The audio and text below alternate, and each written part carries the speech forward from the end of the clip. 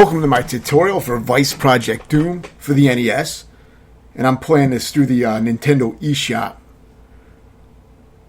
But it's the same game. I beat this on emulation, but legitimately without using any save states to cheat progress or anything like that. Some years ago.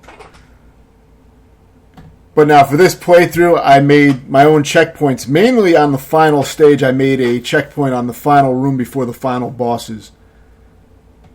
Since save states are pretty much legitimate in the Nintendo eShop versions of these games, they're built into the game. So I kind of just use my own discretion with that when I play these versions. And I mainly just wanted to add an extra game to the kill list, and I figured I would, make a tutorial out of it, just a quick tutorial, not a refined tutorial, and a review out of it, since this game is quite a good NES game. So expect to see the review pretty soon. So this game, it steals a lot from games like, Ninja Gaiden, Batman for NES, Shatterhand.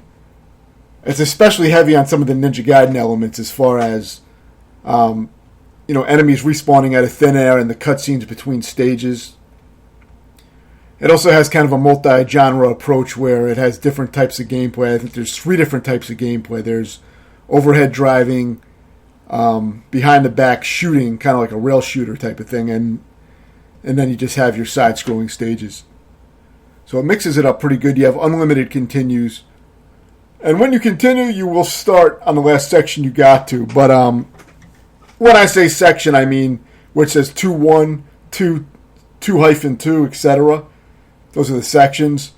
There is actually multiple screens within those sections. And for those screens, you continue on those screens when you just lose a life. But if you lose all your lives and go out to the continue screen, then you will start from the last section you got back to. So it's really not too punishing with that. The only part that really gave me a challenge was the final bosses, because you have to get to them with good health, and then you have 2 forms in a row, so it's a little tricky.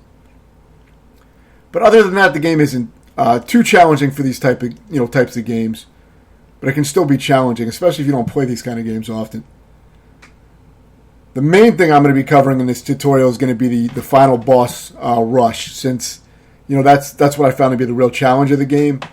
And I have the most feedback to give on that part of the game, since I ran through most of this pretty quickly.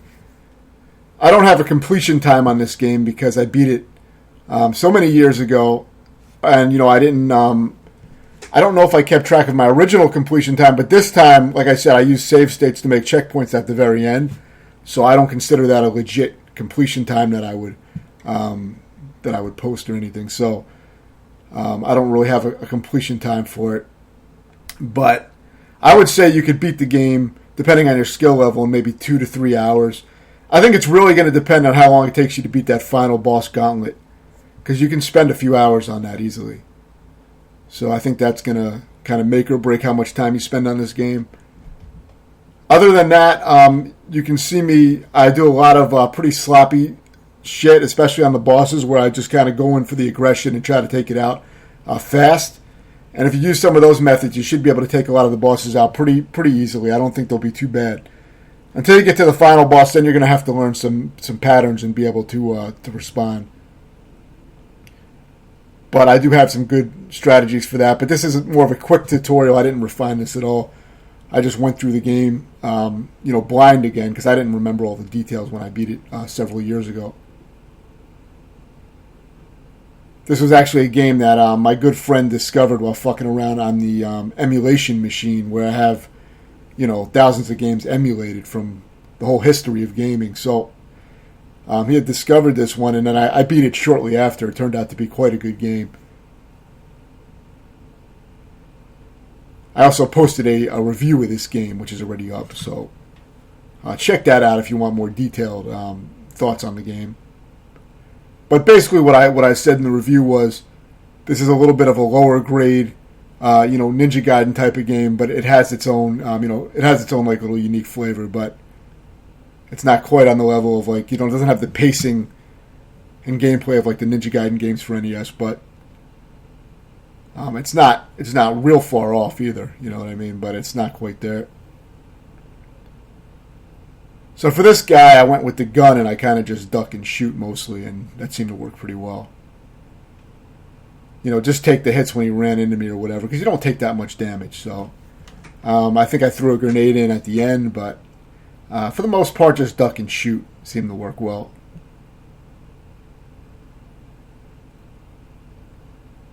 And a lot of these parts I beat so quick, and I took such long breaks before actually finishing this that I don't even remember what I did in the rest of the game. But I do remember the final boss gauntlet, which is the most important part to cover.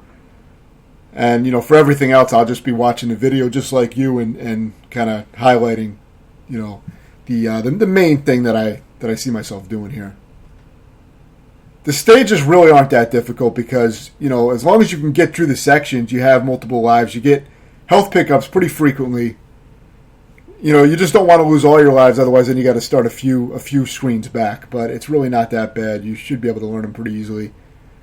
This was a very easy shooting stage. It switches things up a little bit, but I found these to be extremely easy. Just try to shoot the enemies on screen before they stab you or shoot you. I believe there are some power-ups you can shoot as well.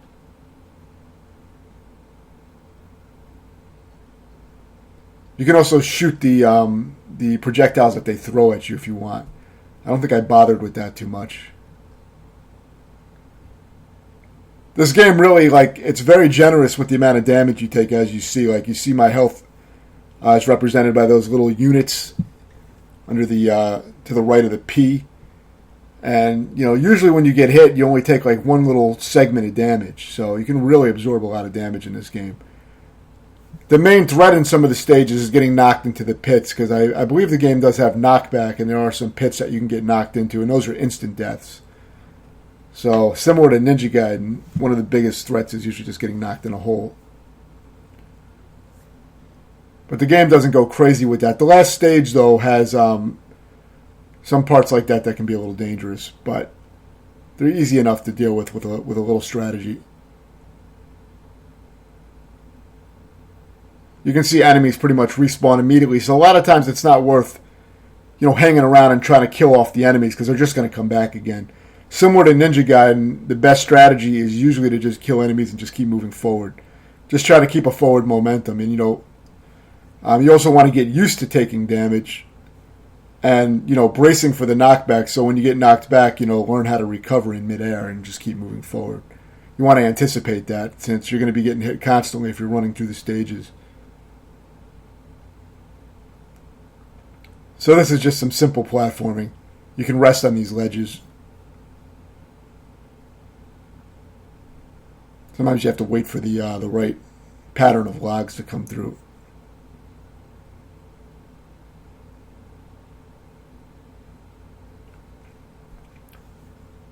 You have 3 weapons you can switch between. There's a grenade, a gun, and your sword.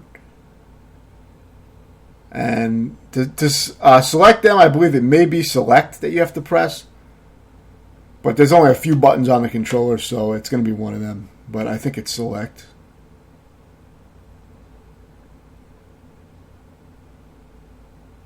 It's good to switch weapons sometimes. Some weapons will be a lot more effective for certain, mainly for certain bosses. I think I just stuck with the sword for all the stage gameplay. I don't think I had bothered. I mean, the game was so fucking easy as far as the stages go. I don't think I even bothered experimenting with different weapons for the stages. But, when it comes to the bosses, there's definitely some weapons that work better. Now, if you were trying to do a no damage run or some shit like that, then you'd probably be playing around with the weapons more for the stages. But I'm just covering how I beat the game.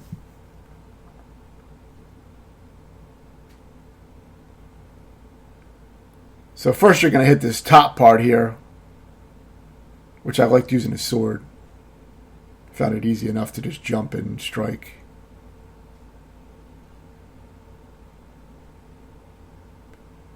This may actually be the whole boss fight. Okay, yeah, and I didn't even get there with full health, and it was pretty easy to just jump and strike, so that's what I'd recommend for that.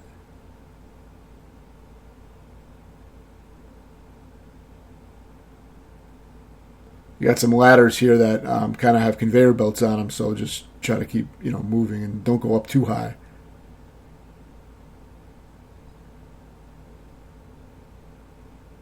You see you get health pickups pretty frequently, so really not too bad.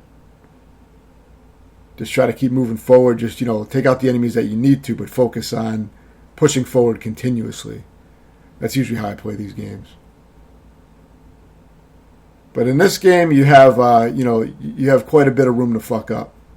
Don't do that though. You don't want to get knocked back or you'll fall in the pit. I think my video recording sometimes doesn't get some frames of animation, so I think I got knocked into a pit there. But don't do that. Try to avoid that. But that's the main danger here is getting knocked into a pit. But there's not tons and tons of pits. It's not as heavy with that as Ninja Gaiden is, where every fucking screen pretty much is trying to knock you into a hole. After the first stage, anyway. So, it's pretty forgiving. But you may have to practice some sections a few times to get into a rhythm where you're not getting knocked into a hole. You'll find your path. Just like a lot of old games and old arcade games and old NES games, you kind of just find a path that works because you can keep repeating the same movements, and pretty much these games will behave consistently if you're behaving consistently. So, you find your paths through these games. Of course, all the players that were around during this time that have played these games for years are already aware of that. But I realize there's probably some new players that are just starting to check out some of these old retro games that are kind of new for them. So they give you some health here, and then I think is the boss. This boss is a little trickier than some of the other ones we fought so far, but I went real fucking aggressive with the sword, and I just go in and get close and just, smack the shit out of him. Because the sword actually takes out some of the missiles, too, so it gives you a little bonus. And as long as you're aggressive and move left to right with the boss and keep swiping, getting close and keep swiping, you shouldn't have much of a problem with him. He can be tricky if you try to dodge his missiles and shoot at him and do shit like that. You can make the fight a lot trickier. Though he does have a pretty simple pattern, even if you want to go that route. But it is harder to pull off. It takes a little bit more practice than that easy method. And that's usually the first thing I go for in these kind of games. I'm always going for the exploits, or the fastest method is the first thing I usually try in a game. Unless I'm playing a game where it's going to send me way back and I got to play really carefully or something. But this is not one of those games. But I will have to play well. I'll have to play much more, consistently for the final bosses. The final bosses are tricky. You have to do well with executing your patterns with them. There's not a ton of room for error in that part. But sometimes the simple strategies are the best ones.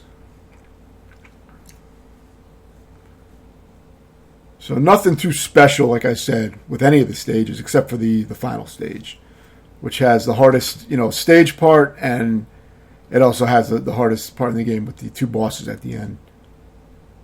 So that's when I'll have a lot more to say about that. There's a specific way to do that will make it a lot easier. The hardest part for me with those bosses was figuring out what to do, and I didn't even figure it out. I just came across it in videos. Just came across some strategies and stuff. Depending when I played the game. When I played it and beat it years ago, I think I watched another video and got some information out of it. For some reason, I had trouble deciphering the final boss patterns in this game. It took me a while. But, once I saw what was going on in the video, I put it together.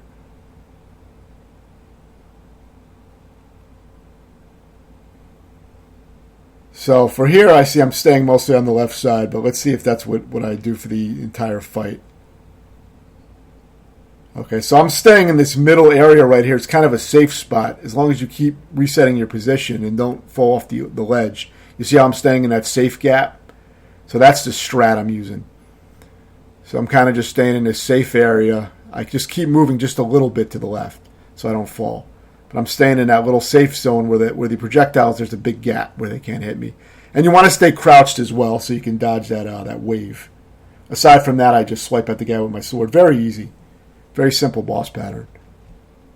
I'm sure it could be tricky if you try to run around and follow them and shit. But if you do that, very easy. Like most of the bosses are really not anything too difficult.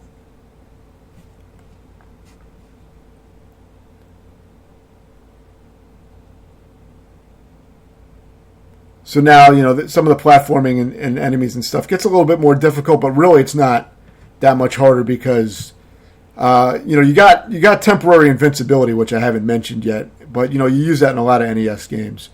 So when you get hit, you got about a second or two of invincibility. Maybe it's half a second, but whatever it is, you got a little bit of invincibility after you get hit where you're flashing, and you can use that to kind of jump through and keep moving. So just take the hits and keep moving. But, just be ready to take the hit and, don't get knocked into the pit like that. You want to be able to take the hits and then, recover and land on a safe area and keep moving. So you want to kind of brace for those hits. You don't want to be too far, if you're about to get hit, you don't want to be too far near the ledge. So, shit like that. You want to kind of plan ahead a little bit. But, it doesn't always go that well. But you do get healing items as well. But like I said, they won't help you if you get knocked into a pit. The screen does go a little bit dark, but it's not like Ninja Gaiden where you can't see anything. So for the most part, you can pretty much see where everything is. So here, I think I probably restarted. Or actually, I might have accidentally exited to the menu. This game was in progress for, multiple months because I just played a little bit and then I stopped playing for a while. So I just picked up where I left off. But it didn't take me too long to put together, especially since I made, saves on the final stage.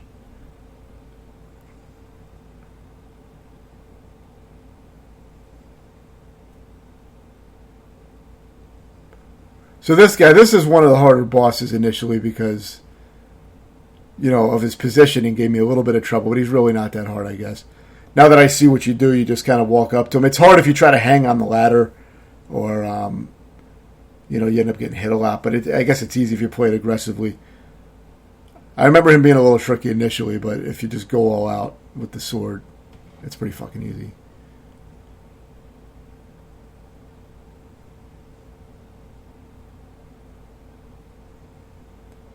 So like usual, you can take a lot of these hits and just keep moving, and you'll get your checkpoints. So there's no reason to try to do overly well as long as you can keep moving forward.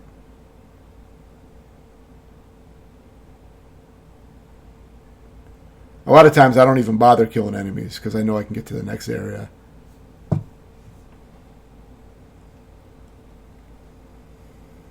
Watch out for these little drops. I think they hurt you.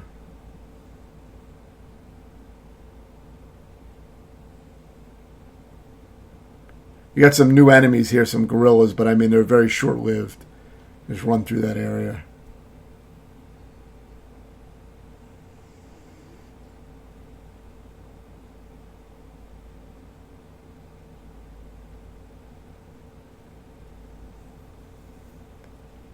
Yeah, so very, very easy. Those blocks will disappear, but it's not really a problem. You have to destroy those vines to move through.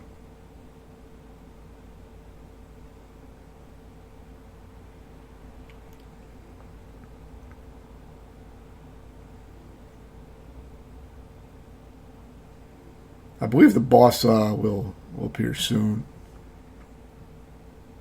I don't think it's too tricky.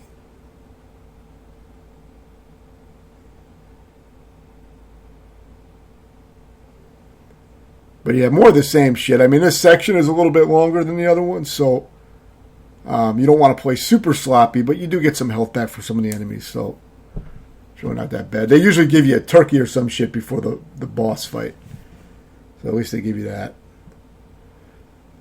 So for this guy, all I really did was kind of just follow him and swipe at him. That's about it. You're going to probably take some hits if you're playing like I am, but it's not too dangerous. I cut it a little bit close, but it's pretty much, it's easy enough to try to just follow him and swipe at him with the sword.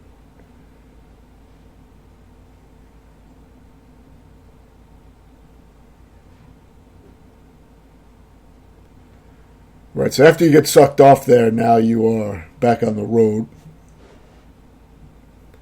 Now these stages are extremely easy. All of them are the easiest stages in the game. So the shooting stage and I think there's 2 driving stages, and they are the easiest sections. So, you don't have to worry about any pits or anything. You'll take damage if you get hit by shit, but you got a lot of health. You get health replenishment. Just try not to hit into the walls. I think the walls may damage you. But these stages are not even that long, so there's not that much to survive.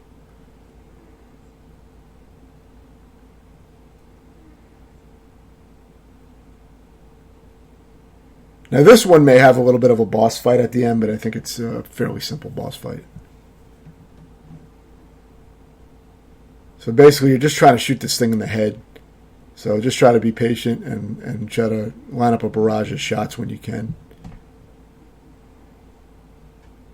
It has, it has the regular health just like the other bosses, shown below your player health.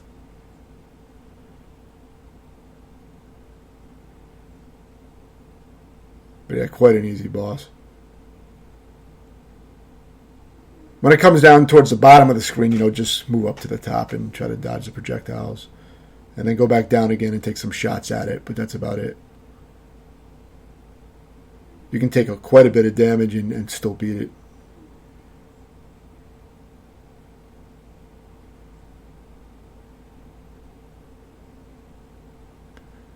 I tried to line up and get really close to it, but that didn't work too well. But easy enough.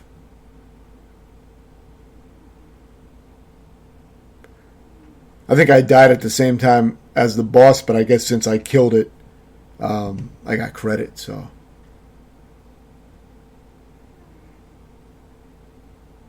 So now you got, I believe, the last shooting stage in the game. And I don't remember this being challenging at all either. I remember all these stages being extremely easy. I don't know if I had to retry them at all.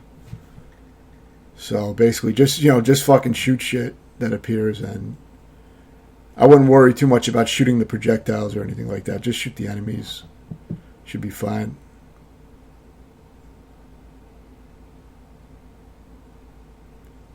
The aim isn't the best in these NES games where you got to move a reticle around. But it's good enough. I'm not sure if this game supports the zapper.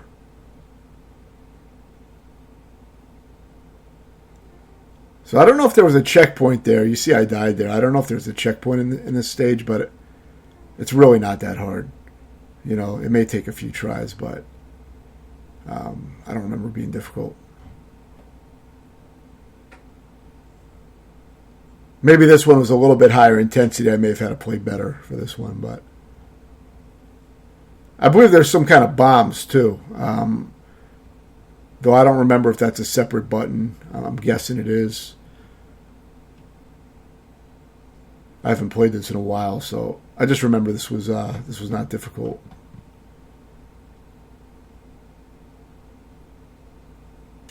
And now you're on the final stage, so. Now I'm going to give you some, some strategies that are actually going to be useful, because everything else so far would have been easy enough to figure out.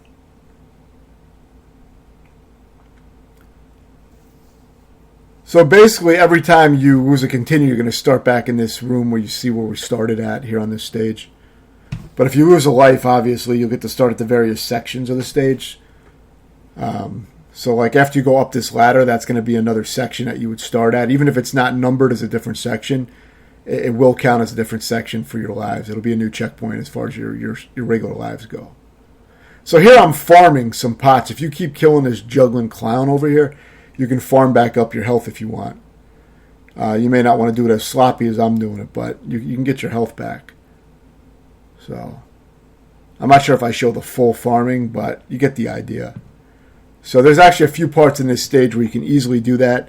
And I think that applies to a lot of the enemies in the game. Like if there's an enemy that drops like a medicine like that, I think you can usually farm it. I don't know about the turkey legs, but a lot of times it seems like you can farm these little medicine bottles. So all you got to do is go off screen enough for the enemy to or just come back on screen for the enemy to appear after you kill it. You just got to move the screen a little bit. So for these guys, you just hit the top part and you kill those tall guys. Aside from that, just kind of bust through. And this thing, I think you may be able to get some more health back from this thing, if I remember right. See, the hit detection is a little shitty sometimes. You see my sword going right through the guy. It's not great. But you can farm this guy and get some health back. Even though you see me doing it sloppy, you can do it properly. And I may edit this part, but you get the idea. Like I said, you can do this until you get all your health back.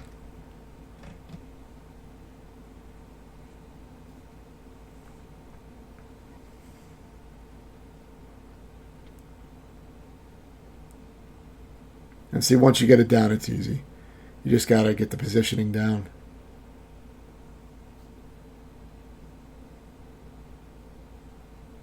Sometimes you get a ninja that appears. I think if you go a little bit too far, the ninja might appear, so watch out for that.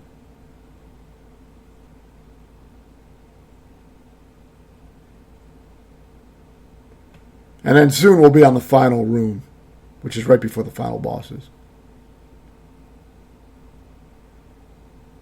And that's going to be the most important room. So I think it may be this. That's why I'm making a save here. I'm making a checkpoint. Which I think that's the first time I did that. So the idea with this is you want to just keep jumping on the platforms, but you want to be ready to get knocked back on the platform at least once, and then you're going to jump back to the right. So expect to get hit and knocked back onto the platform and then jump right. Now here you'll get a turkey if you kill one of those guys, so that's full health. So you need that. Make sure you get that. So now I'll explain how the boss patterns work. This is the most important part. So for this guy, equip your grenades. And the trick with this guy is going to be you want to make sure that you're standing up when the boss lands before he fires his shot, because that will force him to fire a high shot. So make sure you're standing. See how I'm standing and then I duck and shoot? That's what you want to do. You want to stand. You got to stand just long enough to trigger him to shoot high, and then you fire your grenade. So make sure you're standing. If you're ducking at the wrong time, he will shoot you, and that's very difficult. But as long as you're standing before he fires his shot, he'll fire up at you to try to hit you. He's going to try to fire in the position you were last at, as far as your body position. So if you were crouched, he's going to fire low. But if you were standing last, then he's going to fire up. So that's the main thing. And just aside from that, keep a gap between you and him so he doesn't hit you with his sword, and that will trigger him to constantly fire projectiles. And along with your distancing, so that he keeps firing projectiles, you also just need to make sure you're standing when he fires, and then duck and throw a grenade. So for this guy, we're going to use grenades again. And the trick with this guy is he's going to fire 3 projectiles out of the side of his body. So you just need to understand the pattern. It's 2 upper and then 1 lower shot. So you'll see it after a while. See, you don't even have to duck for the 2 upper ones. And then when he fires that 3rd projectile, it's a low projectile, so you got to jump that one. Aside from that, you just get your grenades in between and just keep moving left to right. Try not to get stuck under them. That's the basic idea. Now, with all these bosses and all these difficult sections, it's always good to practice with save states and then learn them that way. So make sure you practice both forms with save states to save yourself some time. Especially if you're playing on eShop, it allows that anyway, so you can use that to practice. But I never consider practicing with save states to be cheating, But what I did here was I made my own checkpoint, so that's not something I would do in the actual real game. But for this version, it's a little different. But yeah, same pattern. It just keeps repeating. But you really can do it without really taking any damage if you do well. It's a pretty simple pattern once you understand what's going on. It's always going to be two high projectiles and 1 low one. So it's always the same, and he just jumps around. So that's it. But it could, if you don't understand all the patterns and all that shit, it can be tough. Because when I originally tried to fight that guy, I was trying to go between his legs and hit him in the head, which you can do. But it makes it way fucking harder. So, I didn't realize that you were supposed to stay on the sides of him. I didn't pick up on that initially, but Yeah, as long as you understand how those two bosses work, they're not too bad. But you do have to do well. You have to get to those bosses, with full health pretty much. Otherwise, it's going to be hard. And then you got to be able to, take out both of them pretty well without taking too much damage. So that's the hardest part of the game. But it's really not that bad. If you have any questions, let me know, and thanks for watching.